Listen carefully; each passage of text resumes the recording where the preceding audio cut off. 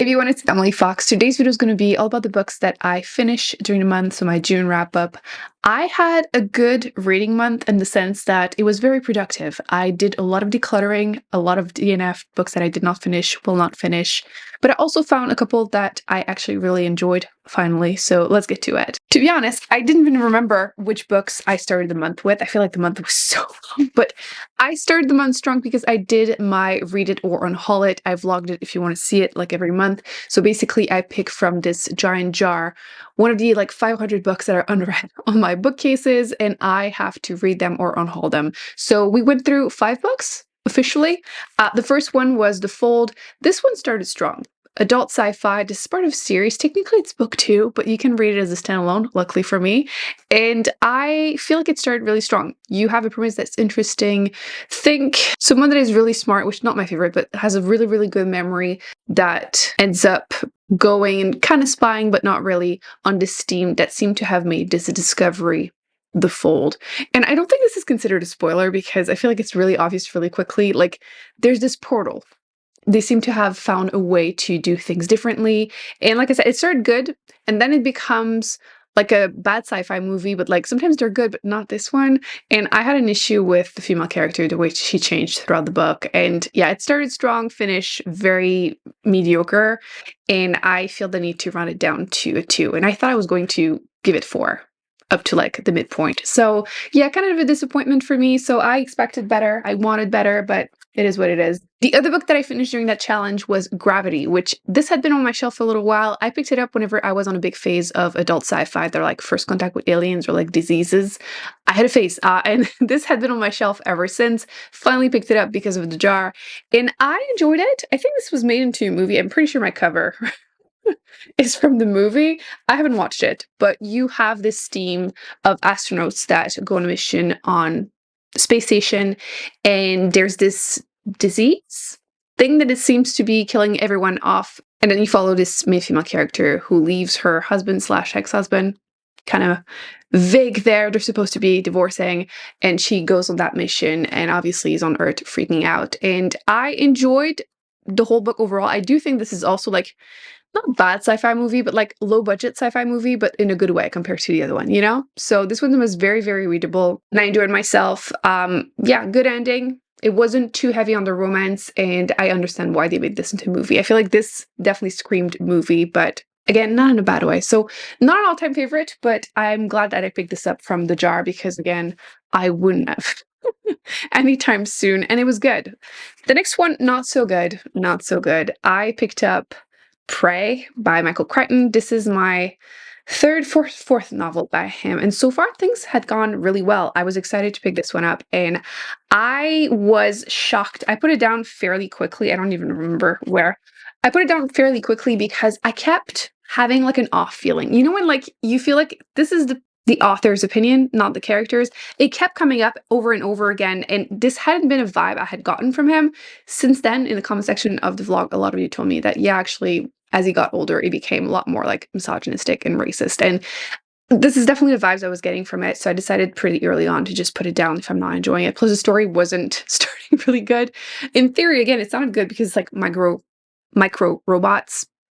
But yes, it just quickly turned into this man who was very bitter and thought his wife was cheating and like going on rants about women and divorces, and like no. So this one is going to be unhauled. I mean, it was there until 2 seconds ago, so it's going. I'm not sure at this point if I want to read more by him because the vibes were so bad. I do have Sphere on my shelves, which I feel like the comment section was divided about it. Apparently it is good, but also had some vibes like that. So let me know. But yeah, I'm really disappointed because I had read Andromeda Strain, which is also First Contact alien disease-ish.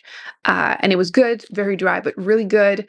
I had read Jurassic Park, obviously, and I had read Timeline, which was fun for what it was too. So like I hadn't gotten these vibes at all. So yeah, a shocking discovery, a bad discovery, disappointing. This one I didn't even try it. At Cursed are Dark and Lonely. I'm sorry for anyone that was excited when I picked it up from the jar, but this I picked up years ago when I was reading YA fantasy. I believe this is a retelling of Beauty and the Beast, and I just know it wasn't going to happen, but it's really hard for me to get rid of books without either trying them or being confronted by their existence on my shelf. So I took the opportunity to decide not to pick it up and get rid of it.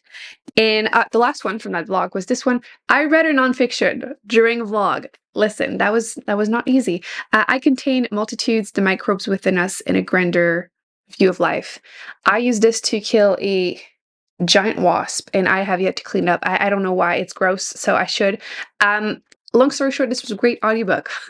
That's how I went through it. I really enjoyed trying nonfictions as audiobooks, trying different topics, and I feel like this was really good. So if you're looking for a nonfiction about microbes, definitely would recommend this one. I thought it was accessible yet complete, and it made me want to look more into it. I ended up watching a few documentaries about microbiome. So if that's your thing, I would definitely recommend it. I do think it's worth not necessarily the hype, but I've been seeing great reviews, and I do think it deserves that rating. I gave this one 4. And I'm realizing I didn't rate this one also a 4. Is it really hot where you are? Because the humidity is killing me. I feel like my hair is getting poofier every day. Next, okay, I attempted to read some of the big scary books on my shelf because I used to have this big fear of big books, anything that is like over 500 pages, which I thought was weird because I used to love those, like especially thick fantasy series. And I went through this 2-year challenge where I kept trying to read one every month, which let me tell you, that's too much stress. Reading that amount is doable during a year, but like forcing yourself to do it every month, too much. So I tried to read 2 during a week, and I found out that was not a good idea. Shocking. The first one was this one. This is The Grace of Kings, and I don't know if you're going to be able to. I'll try to get a good clip of it. There are so many claw marks because Claudia was also not into it. I don't know why. I should have taken this as a sign. I was so bored. I tried so hard, and I mean so hard to read this one. I read like half of it, and at that point I decided it's time to admit to yourself it's not working. I'm still into fantasy. I'm reading one right now. You'll see that. And I'm living my best life. I'm so happy to finally be back to fantasy. I used to love them and then neglected them. But this was not for me. It seems to be really hit and miss. We read this actually for DP Turn Book Club, and I feel like it was kind of half-half. Either like best book you've ever read, it gets so much better at book 2, or like me, you couldn't finish it and you were bored out of your mind. A lot of people say that this reads a little bit like a history book prior to the rest of the series, and I no. I feel like every time things were picking up a little bit, they were slowing down pretty much instantly too. A lot of like battles and like places, and it's over like decades. It's just, I got so bored. Honestly, there's no way to explain this without sounding boring. So not for me. And I think I might unhaul this, which, and then the next one was my big brick that is a contemporary historical fiction, literary fiction of the year. I try to read one every summer because they're popular and I want to see if I will also like them. It tends to be more hit and miss for me because it's not my main genre, but I wanted to see what the hype was about Demon Copperhead. And I liked it, but I didn't love it. I feel like it's a really, I mean, my edition is especially thick. It's like almost 900 pages. But this was also great as an audiobook, so if you want to flip-flop or try it, I don't think I would have finished it if it weren't for partially listening to it as an audiobook because it was too long for me. But you're following this main character who grew up in a pretty dysfunctional family. His mother had addiction problems. She got married to his new stepdad, who obviously not a good person, have a hard relationship together. And when she passes away, he is going into the foster system. And like, you see him going through it. I do appreciate that this was social commentary on poverty and also addiction. It's all set in the Appalachian mountains. For some reason, I could never say that. So I appreciate all of these things. I personally felt like the ending was a little rushed and I didn't really care for like the romance. Came out of nowhere also for me, but not a bad book. I just don't think I'm the right audience. It is just not really my thing, but it is what it is. I'm rounding it down to 3. Then I had my best reading week of the year. Easily. Read 2 5-star in a week. Like, that's a lot emotionally, but I was so glad to finally find favorites. The first one was based on your prediction that I was going to give it 5-star. You were right, The Tainted Cup, which this is my 4th book by the author, and this is by far my favorite book by the author. So things had been a little bit hit and miss for me with him, but this definitely changed my mind. This was a fun, again, adult fantasy. This is the first book in a series, unfortunately, so we're gonna have to wait for the rest. But this was good, and I do feel like the ending is satisfying. Like, it doesn't end on a cliffhanger or anything, so we're good. I don't feel like it's going to be that hard to wait until next year for the next book. But you have this main character, you kind of know that he has some kind of past, you don't know the details. And in that world, people have certain magical powers that are like kind of graphs. And his ability is basically to have an incredible memory. But in order to do that, he has to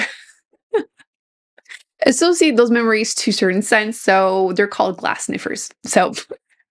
So he's an assistant to this woman who is an investigator, and he'll go there, interrogate people, look at the place, and sniff from his glass jar. She is definitely the most interesting character in the book. She's kind of like a female Sherlock Holmes. So she's never on the scene, yet she knows who did it.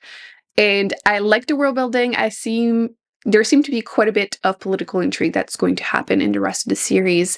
But also these people live in a world where they are under attack. These giant leviathans attack these big walls in the north. They're under attack. Currently they're really close to it, but they seem like the next book they're going to go further in and see more of the important people, and we're going to get more of that drama. So it was very readable, honestly. Really enjoyed myself. I'm hopeful that the rest of the series is going to be as good. But yeah, she was definitely the star of the book in my opinion. And I enjoyed myself. 5-star. And then I read the best book probably that I read so far this year. And I'm still in pain. I will be in pain for the upcoming months. Seriously. This is the last book in the Neapolitan series. This is the story of the lost child. And this is the fourth book in that series. I've mentioned My Brilliant Friend quite a bit. It is finally done. I tried to stretch reading the series for a while. It's been almost 3 years since I started the first book. And you know what? I regret nothing, because I feel like these women, part of my life now, you are following them over like 60 years. This is their life. And again, for me, it was 3 years. I feel like it's kind of the same, but not really. So the story starts, you're following these two women. At first, it seems like it's mostly about their friendship, which it kind of is.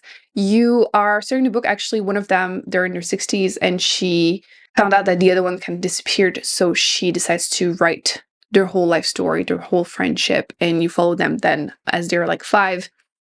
And each book, they're advancing in age. And I feel like this book really solidified for me that this wasn't just about their friendship, which it is, but it's more about poverty, violence. It's about class, frankly. I feel like it's a lot more political than people might expect from the first book. And you really see them at first trying to escape poverty, and escaping seems to be happening to every woman in that neighborhood that they're in Naples. And I can't actually say more because I want to talk about this so much, but like, it's the fourth book. All you need to know is that I was left absolutely devastated. That's the best way I can describe this series. I'm so invested in these characters, like not just them, but like everyone in the neighborhood, because obviously you're following them over 60 years. So you can see how every decision affected everyone. Everyone, what happened, their path in life, and how sometimes it's not even their decision. It can be like their family that end up affecting or ruining their lives. And honestly, this was a masterpiece, a masterpiece. There is a TV show, which I would also recommend. Obviously, read the book first. But there are 3 seasons that are out, 3 seasons for 3 first books. And then I'm waiting impatiently for the last one. It's supposed to be coming out this year. It's in Italian. Obviously, everything is set in Naples. Well, in Italy. And it was amazing too. So yeah, easiest 5-star. I mean, I gave the whole series 5-star and deserves it. So good. I can promise you that I will be talking about this series, a lot. Forever. This is just, I will be reading more by the author. I'm a little nervous because what if it's not as good? But so good. Seriously, so good. That writing, like easily the best written, quality-wise, the best book that I've read probably this whole year. Like, this is really good. And the best part is that the author is anonymous. Elena Ferrante is a pen name. So like the theories, so good. Anyway, then I was brought back harshly to earth because I decided to just pick up a fun book. I wanted a summer read. I wanted something just, the vibes, because I knew nothing was going to compare to this book. The quality, so good. And I decided, I have seen Eldenbrand books everywhere. They seem like fun summer read. Like, they're always like this. This was so bad. The writing was so bad. And like, I'm not, I wasn't expecting great literature. I just wanted something readable. I feel like this gives the vibes that like, oh, you're at someone's cottage or something and they just have books and you pick it up and it does the job. You're at the beach, you're having fun, and it's fine. No, this was so badly written. I didn't like that. One pet peeve of mine. I don't like whenever they use too many like slang, current language, or too many like mention of social media, current movies, and you have all of that in the first like 100 pages so quickly. Uh, I could excuse some of it. Like basically, the main character is going to be working the manager at this new hotel in Nantucket. I thought it was going to be a romance. It's my fault. And then you have one of the characters that has found out that they're gonna get possibly a prize. The best person that works there is gonna get a prize every week, and she's like, "I'm ready to slay." Okay. And then there's one man that is described as looking like, René Jean, like the guy that plays the Duke in the season 1 of Bridgerton. Like, there's a lot of that, and it's just in combination with badly written, I just couldn't do it. I really thought this was going to be a good palate cleanser, but it was just, it needs to go already. Like, I'm literally unhauling this. I just bought this. But yeah, a huge disappointment. I thought for years that this was going to be good, and like instantly I could feel I was going to hate this, but I forced myself because I thought I can't be that bad. Maybe it's just, the other book putting me to no, it is that bad. I also finished The Age of Innocence, which my edition is ridiculous, but when I saw it at a store, was it last year or 2 years ago? I fell in love. I thought it was pretty, and then I realized it's not going to fit on any of my shelves, but it's going in this cabinet. Maybe I'll display it or something because it is pretty. But I listened to the audiobook, which is about 10 hours, and then I watched the movie, which, by the way, kind of close. I feel like sometimes they diverge too much, but not this one. So you have mainly these two women. They're young women living in New York. There's this, I feel like it's common theme, rich people, they're rich and bored. And one of them is engaged to the main male character. And the other one is essentially a friend for years and turns out they're kind of into each other. So the main male character is kind of in this love triangle, but like he's already engaged to the good girl, the one he's supposed to marry, and obviously pressure of, well, everyone in that society, but also his family, he has to follow the rules. So he has to decide, is he going to follow the pressure of society? Is he going to go with the girl he has kind of a crush on? And that girl's also divorced. So obviously there's already a lot of controversy around her. So that's kind of how it goes. And I wasn't sure how I felt because I feel like throughout the book, I wasn't emotionally invested. But then I feel like the movie, I watched it right after, which is kind of a mistake because I feel like then you can't really differentiate them. But I feel like the movie made me care about the characters a lot more. And I was happy with the ending. Which classics sometimes can be a bit disappointing with their endings, but no, I was happy with it, and I think I'm going to give it a 4-star. I just wish I had been a bit more emotionally invested. I feel like you see that sometimes, that book on like list of, favorite classic. Yeah, it's a good one, but there was a little something missing for me, but overall enjoyable, would recommend. I feel like there were other books that I didn't finish and I can't remember, so we're just going to move on to the ones I'm currently reading because I'm having a really good time. Okay, first off, actually, let's start with the audiobook I'm listening to, and it's yours truly, which I am 36% into it. I started yesterday. And it's a romance, adult romance. This is the second book in this series. They're like vaguely related. This one more than the third one because, yes, I read book 1 and then I read book 3. It just happened. Audiobooks from the library. They arrived. I read them or listened to them. Book 1 was a 5-star. I really enjoyed it. Book 3 was also enjoyable, but I think this one is going to be kind of in between so far.